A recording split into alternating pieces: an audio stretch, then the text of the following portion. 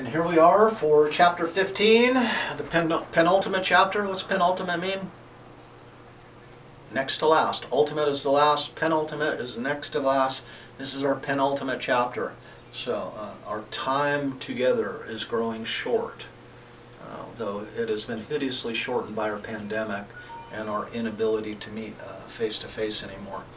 Something that I truly regret. So, let us talk the problem of evil.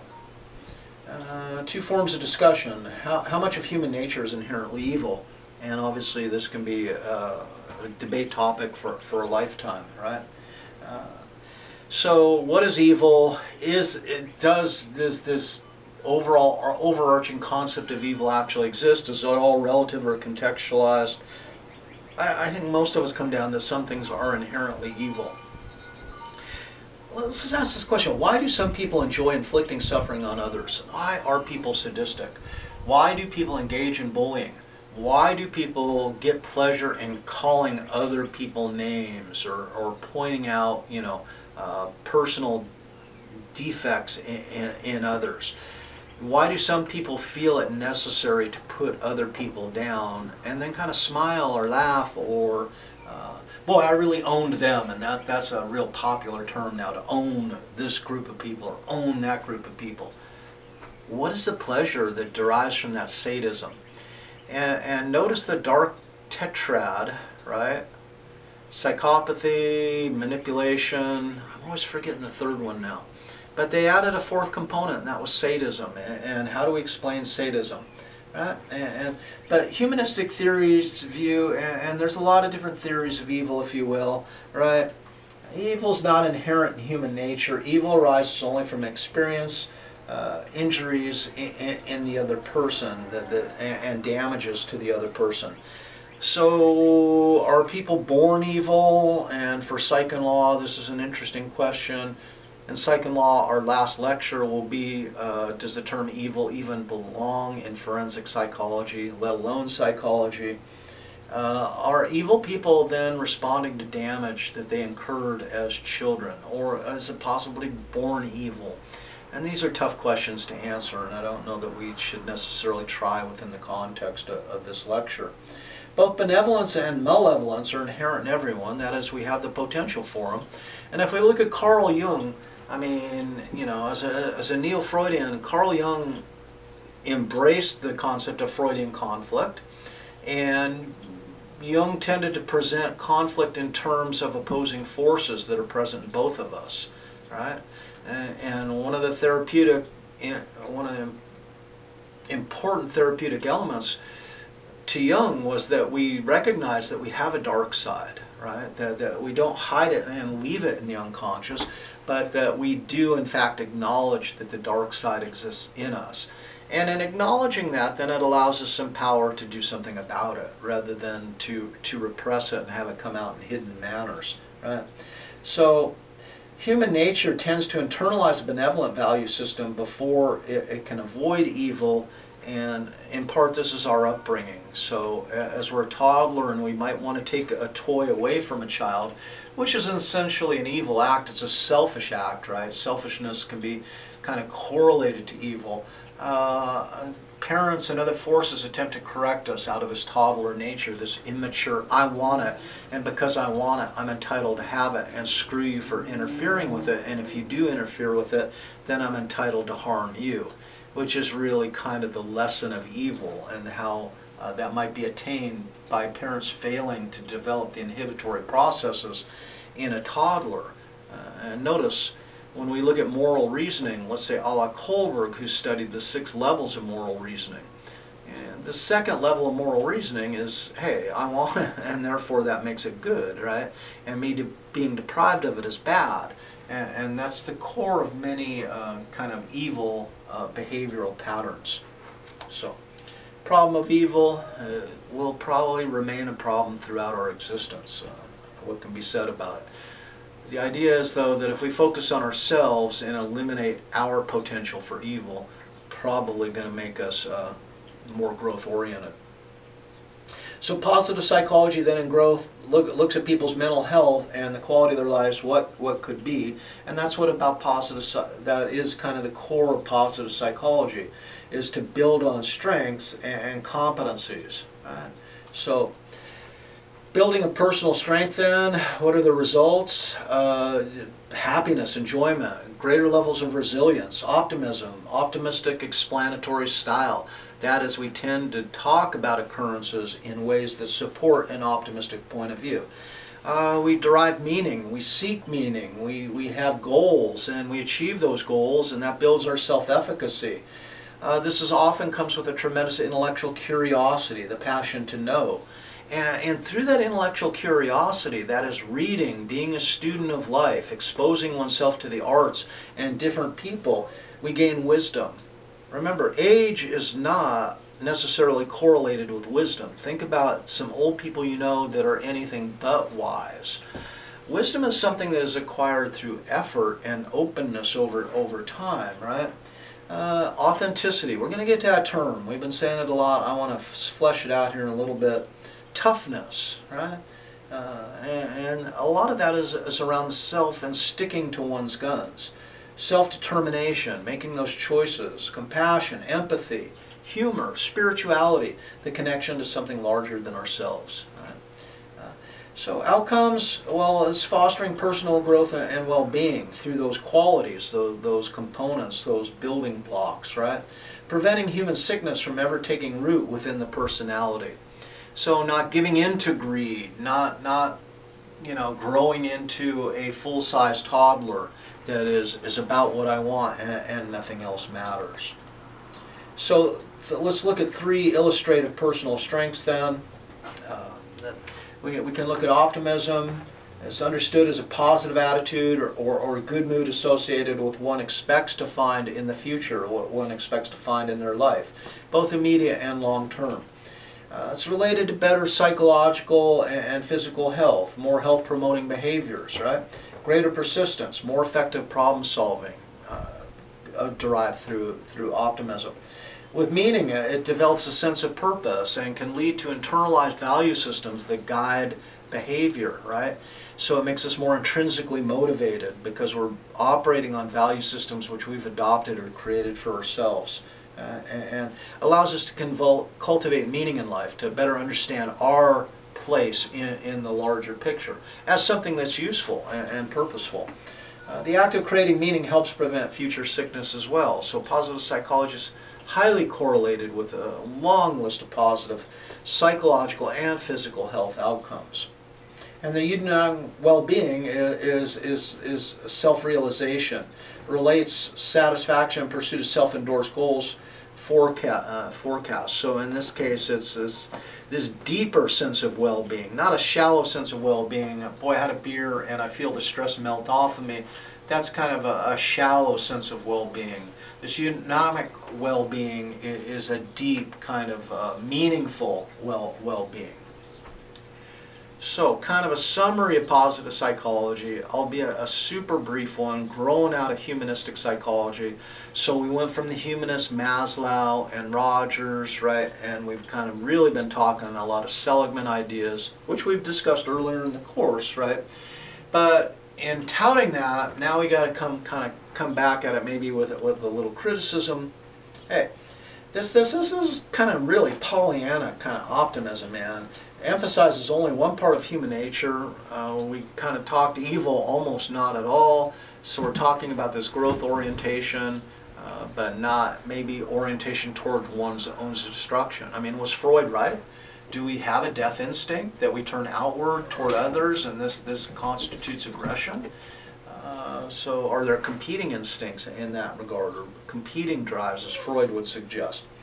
Most of these concepts, like Freud, are amazingly unscientific. Humanistic theorists use a number of vague and ill-defined constructs, you know. And the unknown origins of inner guides, that is, how is the one to know what is really wanted or what is really needed by the actualizing tendency? Maslow supplied us with a list of B values, but think about that. If I'm relying on somebody else's list of values, that doesn't maybe seem too authentic for me, nor all that creative. It seems like maybe I'm just following lockstep into the most current appealing psychologist. So there's a lot of criticisms about positive psychology, but there's a lot of health information and research to support the well-being that it generates. So I want to move into an area of psychology that is not amazingly popular, and it's going to be pretty easy to see why as we allow it to unfold, but we are going to delve deep into the term authenticity, and it is one of my favorite terms.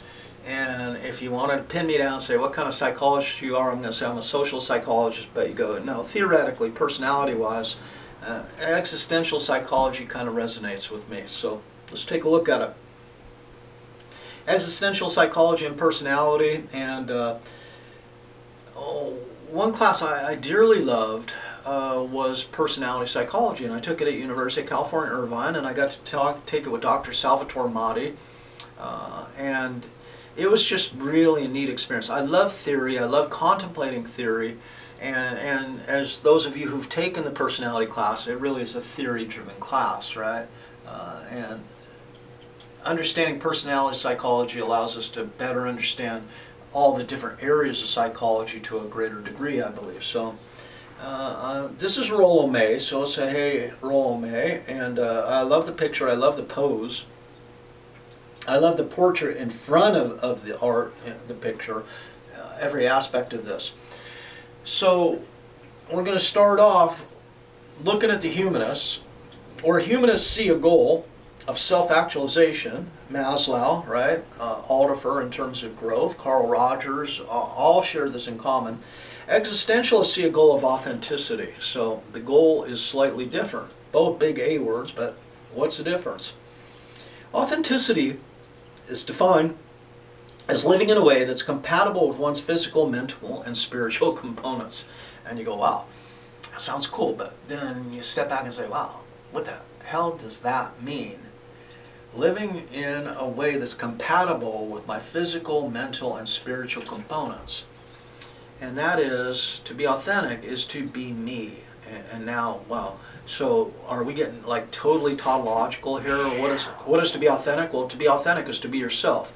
What is to be yourself? It's to be authentic, right? And now I'm just explaining these terms in terms of each other, kind of doing this big circle. Maybe we can do a little better than that. Maybe we can't. So existential psychology, right, is a more difficult path than self-actualization. The problem with authenticity is you are up to defining what is an authentic you, right? Self-actualization, people can, have made long lists. Maslow had a list of B values, components of being self-actualized are offered to us through Seligman, through Rogers, etc. Authenticity, the existential psychologists go, you got to figure this shit out for yourself. And it's like, oh, thanks a lot, doc. Right? So as a therapeutic intervention, this is probably not the most popular in the world. And it tends to be more interesting to people who can kind of intellectualize this rather than operate at the visceral level. Now, existentialism, is this ever onward? And I had a boss when I was learning to become the tech rep at the mill. My boss, the tech rep, Chuck, was retiring, so I was going to go through about a 4-year training session with Chuck, just kind of being glued to Chuck's side, right? And this is one of his favorite favorite terms: ever onward, ever onward. And I liked it, and I still like it. Is it ever onward? Or are we always moving forward? Or if you like westerns, maybe the western, the television show Wagon Train. What an interesting time in the United States when people wanted to cross the country. We were told, go west, young man, and we decided to go west. And it's ever onward, every day is another step. And I think the thing that blows my mind about the wagon trains and people moving west is they freaking walked. We have this idea of them riding in wagons or on horses. No, mostly the horses were exhausted pulling these wagons of everything they owned, and the people walked along the side. Can you imagine our ancestors walking across the United States. And this is something that would take them like all year long. It's a fascinating idea, ever onward. Or before that, when people got into a ship, a sailing ship in the 1400s, 1500s, and said, ever onward, we're going across this thing called a frickin' ocean, and we don't even know where the hell we're going to end up. Ever onward, right? But think about the metaphor.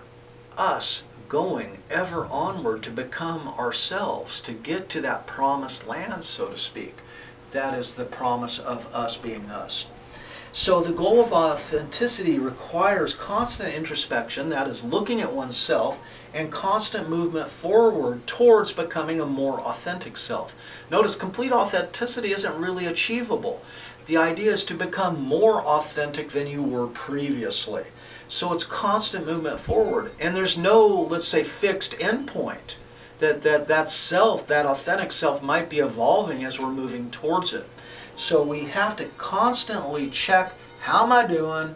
And we have to continually move forward. Now, here is the bitch of the whole process. When one ceases moving forward motion, that is, I'm not behaving in a way where I'm becoming more authentic, I experience guilt because I'm living in the past. I'm not moving forward. So in this case, being stationary, not making progress, is the same as living in the past, as being who you were. It's not moving forward to a more authentic you. And that then makes us feel guilty. So we're driven to move ever onward, move forward. So, but when one moves forward, one inevitably faces the anxiety of the unknown, because we don't know what it means to be authentic or to be more authentic. So guess what? Here is the bitch of the whole deal. You get to feel guilt if you stop moving forward, and you get to feel anxiety if you are moving forward. Awesome! Isn't that just a great psychological space to live in? So, but this is where Rollo May, in his book, Courage to Create, this is where it comes from. This requires the courage to choose anxiety over guilt. Wow. It's easy to live in the past, but guilt comes as a result of having done so. It's difficult to push towards the unknown. Anxiety is the natural occurrence. Are you courageous enough to choose anxiety on a moment by moment, on a daily basis, over the experience of guilt? And this is why this is not a popular area of psychology, and not the number one therapeutic intervention. And notice there's no little empirical to support this. And where has this grown from? Those of you who are philosophy students, you know that this existential philosophers preceded existential psychology. So if you really want to get into it, you can start working backwards. You can read Albert Camus. You can read The Stranger. I lay my heart open to the benign indifference of the universe. Awesome. Makes me feel cool. You can read Jean-Paul Sartre, right? And he developed a whole philosophy and psychology surrounding these ideas. If you really want to torture yourself, you can go backwards and you can struggle with Soren Kierkegaard as one of the originators of existential philosophy. Remember, psychology and philosophy are kissing cousins, right? Psychology grew out of philosophy, so this allows us to kind of trace our roots backwards. Anyway, it's not a hugely successful therapeutic approach, but for those who want to embrace it, awesome. So, suggested reading to this, one of my favorite books is Courage to Create by Rollo May, and it really talks about the creative process within this context, that when we are creative, we are choosing anxiety, that is, to create is not to know that we will be successful. There's no assurance we will be successful in creative acts because they've never been done before. So by definition, right, creativity is an anxiety-evoking process. So, and he's talking about creativity in that regard. I also like to read the book with the kind of subheading of the self as a creation. And to become authentic is to continually recreate the self into a more authentic kind of area. So, that's it for that. This is kind of our last standard lecture. We got 16 coming up, which is kind of going to tie all these ideas together and kind of reflect on where we've been. And I'm going to close with a picture of the caddick here. So this is where we're delivering these, and there's Hannah sitting up front, and our poor Digby who passed away last year. So anyway, again, I hope y'all are well and safe, and our time together is drawn towards its conclusion. You all have a good day, and I'll see you later.